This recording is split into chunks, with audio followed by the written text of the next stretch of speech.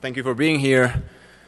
As you probably suspect by now, I'm going to be talking about UPnP and UPnP mapping. This is a turbo talk, so obviously this is going to be a little fast. I'm going to try to go into as much details as I can, but any other questions or whatever, you can just go to the Q&A and I'll answer any questions. So let's do a brief introduction. Who am I? Not very important, but I'm a security researcher. I started working with security at the tender age of 14. I used to hang out on Undernet and work with ISPs back in the Dominican Republic, which is where I'm from, cable companies and all that. So that's that. What is UPnP? UPnP is Universal Plug and Play. Universal Plug and Play is technology made by the UPnP Forum, which is a code name for Microsoft. They made it back in 1999, and the name probably gave it away that it was something made by Microsoft. The point of UPnP is to make devices work seamlessly, be it connectivity devices or networking devices or media devices. There are also other devices that can be used, but mostly that's what UPnP is used for. So as you probably suspect, making devices work seamlessly is not a very good idea, or it's a good idea, but it's not very plausible. We're going to talk about specifically IGDs, or the part of UPnP that works with networking devices. As you probably suspect, to make the network devices work seamlessly, you need NAT traversal. How many of you were, raise your hands if you were in the Dan Kaminsky talk? All right. So you probably get the idea, or the basic idea. Basically a device on the LAN uses UPnP to automatically add port mappings on the device, so that WAN devices can access the LAN, which is a great idea, but as you will see, it's not that great if you make it like UPnP does. So IGDs are basically found mostly on DSLs and some other devices. Cable modems, not that much, because cable modems usually are bridged. But if something is routing and doing PPP, it's probably doing IGD. So big question, and I've been working with Dan Kaminsky on this one, on how many IGD devices are online, and a shed load. I mean, it's amazing. We thought we would have a minority of the devices on the net, but I have personally seen 500,000 devices across different countries open and accepting UPnP requests. So let me, first of all, explain a little bit of how UPnP works briefly. Basically, you start with a discovery process, which relies on multicast UDP. It sends a multicast UDP, and any device listening replies back with a unicast UDP. This unicast UDP, probably you can't read it very well, but it's in the white paper. It describes or points out location, which is just an XML file describing the different services and devices available to execute on that UPnP device. After you get that unicast, which is the blue part, the yellow part, you get to the green part, with this, which is unicast TCP. Basically, it's SOAP requests, and after that, after you get the SOAP request, the description of the device through XML, you send a SOAP request, which maps a port. You probably can't see it either, but over here you have different arguments that you can use, like least duration of the port mapping, internal client, external port, and remote host. Basically, your basic port mapping arguments. So, so let's do a bit of the UPnP hacking timeline. It started in 2001. Came from FTU Security. He found a couple of denial of service attacks for the Windows XP stack. Obviously, UPnP was implemented in Windows XP first. Microsoft wanted to promote the technology. Then in 2001, again, EI published buffer overflows for the same stack. You probably remember that one. It was pretty popular. Then in 2003, Bjorn Stickler talked about UPnP information disclosure. Now, there's not a lot of information that's being thrown out by UPnP, but it's enough. It's not that good. You'll see with the demo how much information we can get. And then in 2006, Armin Hermel, that's a typo over the R missing, he started publishing UPnP facts on the site upnphacks.org. And he's basically, let's say, like one of the fathers of UPnP hacking. He has examined all the UPnP stacks and described which stacks allow some actions and whatnot. And then in 2008, we had an attack by GNU Citizen, which was pretty smart. It basically relied on the clients, internal clients of a network, sending SOAP through JavaScript. And basically the purpose of that was opening the web administration port of clients that access sites and such. So, what are the main problems of UPnP? Well, first of all, it uses the word plug and play. I don't know if you guys remember Windows 98 and plug and play and the whole idea. It didn't work. I mean, it's not rocket science, and every time I see plug and play anywhere, I just have to look it up because I don't want to go through the same nightmares that we went through in the early or late 90s. So the other thing with plug and play, it's a pretty nice idea. We would love to have things plug and play, but it doesn't work good with security. I mean, you can't have secure devices plug and play, being plug and play. I mean, you need to authenticate something, you need to ask questions and all that. Well, that's one of the main problems of UPnP too. UPnP has no authentication whatsoever at all. In fact, the only way they consider an entity that could actually execute commands is just if they have an IP assigned for, and which is ridiculous. I mean, it's like DEFCON sitting down and saying, oh, how are we going to let people in? How would we know who we would let in? And then someone said, if they exist, they can't come in, which is ridiculous. I mean, don't even go through it. After that, the other problems are that most stacks do not validate data. And what we mean by this is that, first of all, UPnP was made or designed for LAN use only. And that's not true, unfortunately.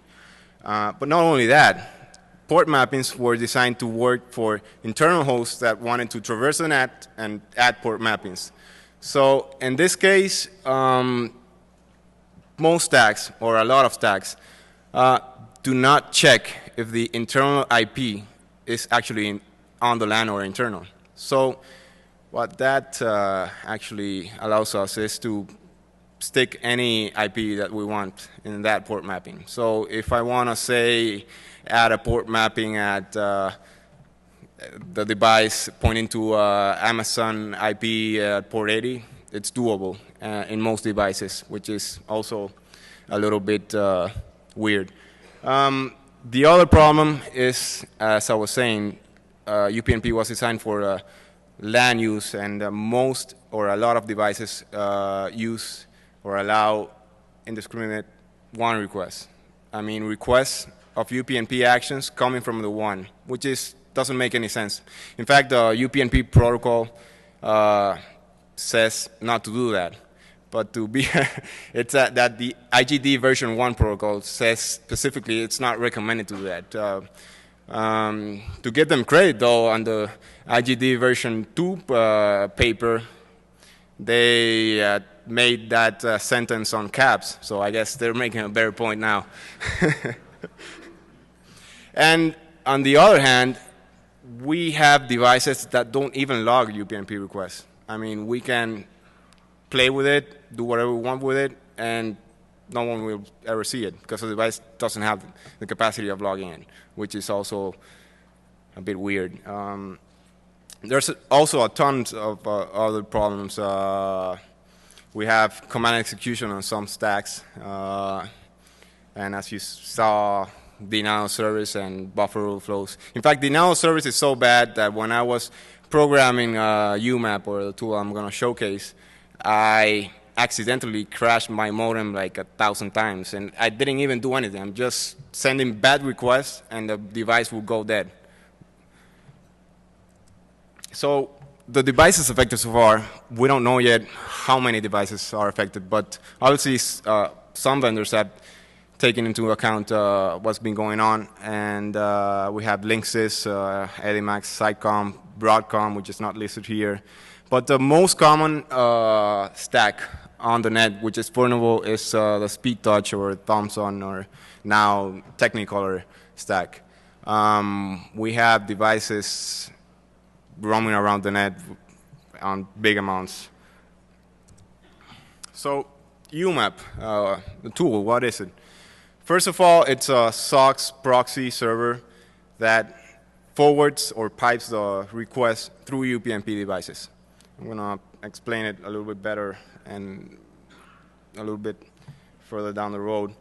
It's also a TCP UDP scanner for hosts behind the IGD NAT. Basically, we can scan the services of the host inside the NAT from outside. And also a manual port mapper for UPnP devices. So how does it work? As I explained at the first part of the presentation, UPnP relies on multicast. So that is not a very good scenario for a one request or search.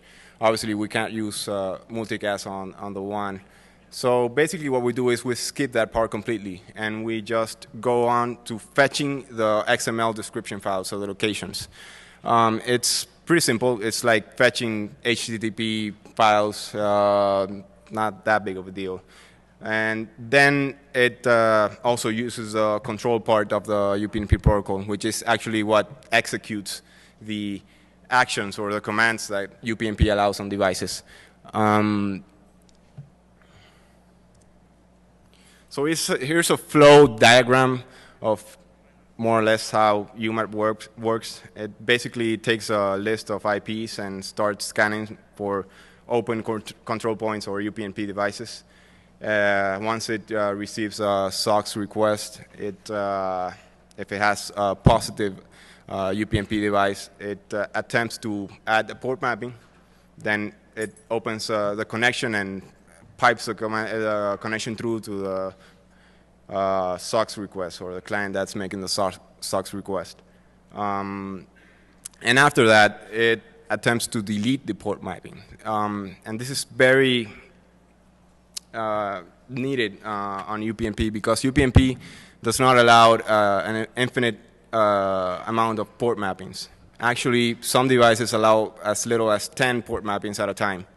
So if we actually did a port mapping for every connection, we wouldn't have a very accurate or a very good connection. So we also have the part of scanning the internal host, and basically it also checks for open control points. Then it tries to guess the IP or the internal LAN block that's being used. It adds a port mapping for each IP, internal IP. Let's say if I want to scan port 21 of all the hosts on the inside of the LAN, it starts adding port mappings for 10.0.0.1 and 21, and then tries to map it to an external port. And then the program tries to check if that port is open in the external port on the one IP. If it's open, obviously you can establish a connection for the internal host and the internal services. And also, it does the deletion of the port mapping.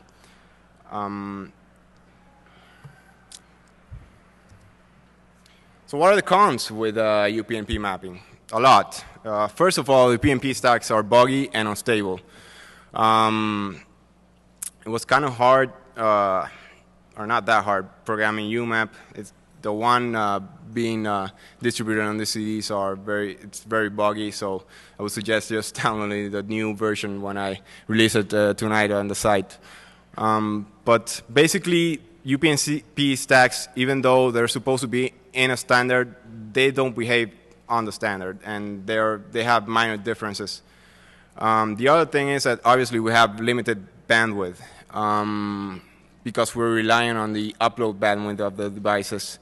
And also, we have problems with protocols that have a heavy amount of connections. I mean, we can use UPnP mapping for maybe mapping ports for SSH, maybe some web requests.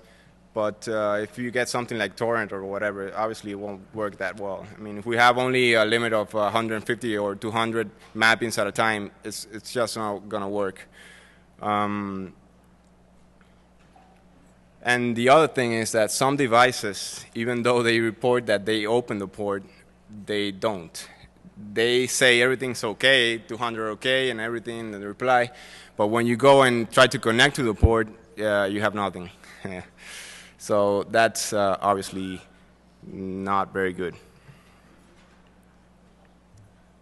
So let's do a little demo on UMAP, and let's go for the proxy mode. Let's see if I can get this to work. I had to modify UMAP so that the real IPs don't show, because I don't want my ass thrown in jail and raped. So when you get the real version, though, you can have all the fun you want. It shouldn't matter. In fact, there's also an issue on if this is. It's obviously maybe it could be illegal, but not that much, because it's the same idea of an open proxy. It's just someone that has a badly configured device on the net that's allowing people to forward traffic. Obviously, you're not authorized for doing port mappings, but it's not actually breaking into the device. So maybe I won't get my ass thrown in jail. So here we go. I'm just going to scan a standard IP block, and it should start running right away. I don't know if you can see it back there. Can you? All right. So on the right hand here, we have the positive IPs. And as you can see here, we have a lot of details that come out from the device. First of all, we can get the serial number from the device, the model number, who makes it, and the MAC address of the device. This obviously would help also for those devices that come with WEP keys tied to the serial number and all that, so that's not good either. So not only that, we also have a group of commands that we can execute on any device. And let me remind you that we are scanning a random block somewhere, and it's not, I mean, we're not doing any tricks. So here are the commands that we can execute. There are not a lot of interesting commands, well, maybe or maybe not. So we have the first part that's not on bold, and those are the commands that are actually advertised by the device. Now, the ones that are on the bottom are the ones that are not advertised by the device. Obviously, we wanted to try just in case, as every hacker would do, and it works. I mean, even if the device doesn't advertise this command, you can still execute the command. So, for example, if I want to check out what's the upload and download bandwidth for this device, I could just execute, and here we go. We get that this device is running a upstream of 350 something and a downstream of 2 megs, which is pretty convenient if you want to use for a SOX proxy and you want to know what kind of bandwidth or latency you're being using. And we also have other commands like forced termination. I assure you, forced termination is not for a contract or anything. It will actually close down the device and close out the connection. So I don't think denial of service is even a big deal, because if you have a command that actually turns off the device, what's the point? I mean, we don't need denial of service. We just have to turn it off. So we also have other commands like add port mapping, which is basically what UMAP uses for connections. And we also have these other commands like get username and get password, and they actually work. Now, on the bright side, those the username and the password they're talking about is not the administration interface, but the PPP authentication username and password. Now, this is maybe not that bad for some guys, because, I mean, there's not much you can do with it. But unfortunately, some providers use the customer number as a username for the PPP device. So that would also do something that you don't want to, and get you some information that you shouldn't have. Let me hit another command. Let's see if the username works.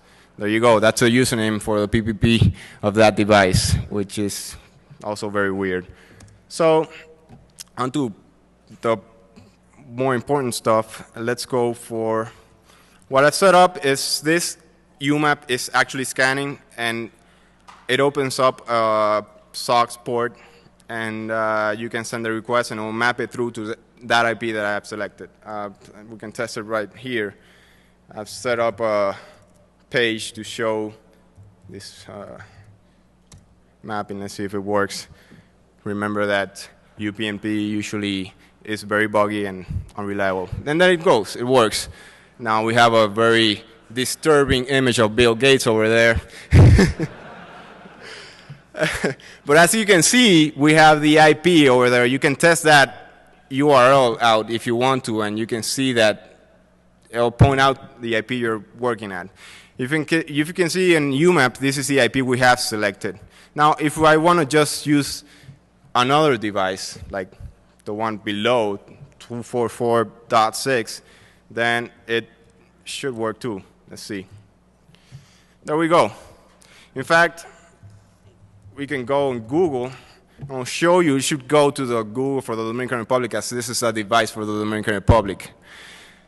Now, as you probably suspect, this is pretty bad. I mean, we have devices like this going on in the Dominican Republic, Colombia, Thailand, a lot of countries, and a lot of devices are going on like that. We also have another functionality of the UMAP, which is scanning for internal hosts. Now, I don't want to do live scanning of the host, because most hosts nowadays are using other gateway devices like Linksys wireless routers and all that, which block all the WAN requests. But if there are devices that have direct connections to other devices or PCs, then we could actually map. Let me show you a couple of mappings I did earlier on.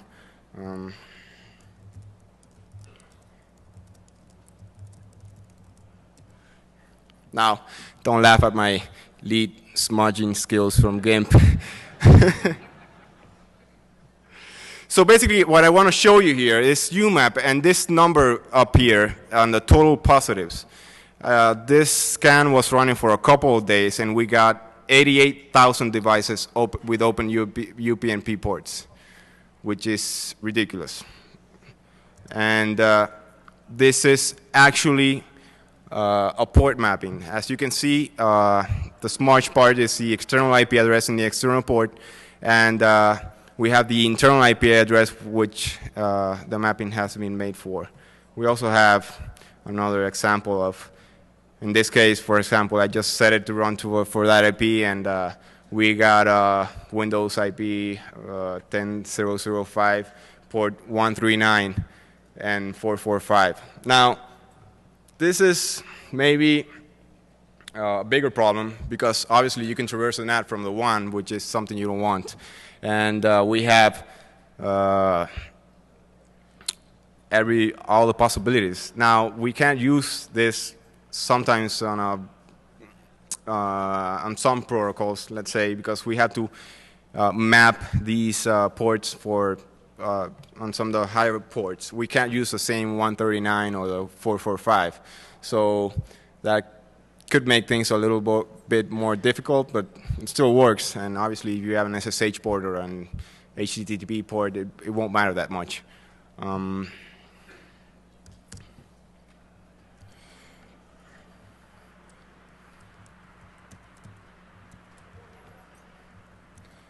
keep on working here.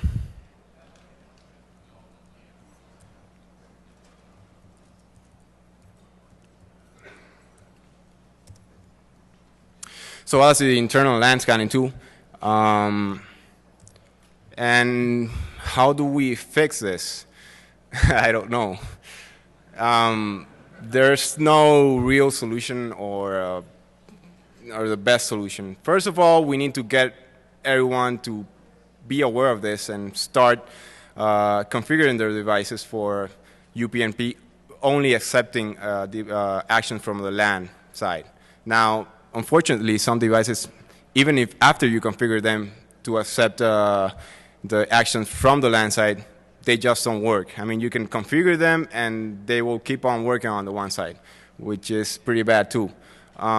We also could work with ISPs, which could do some base configuration to disable by default the UPnP 1 request.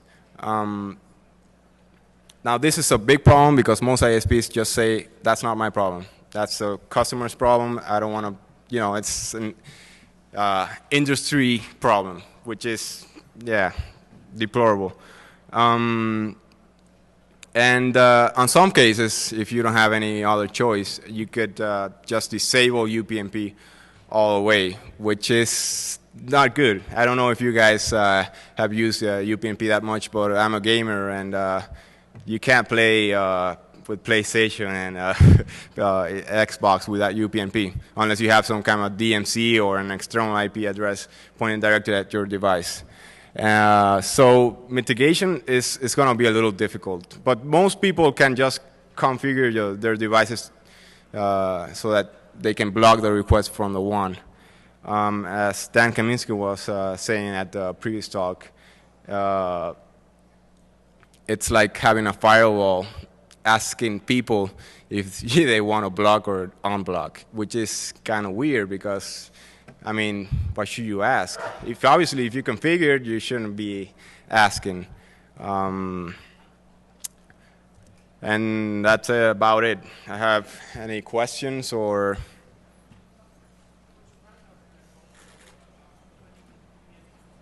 I'm sorry?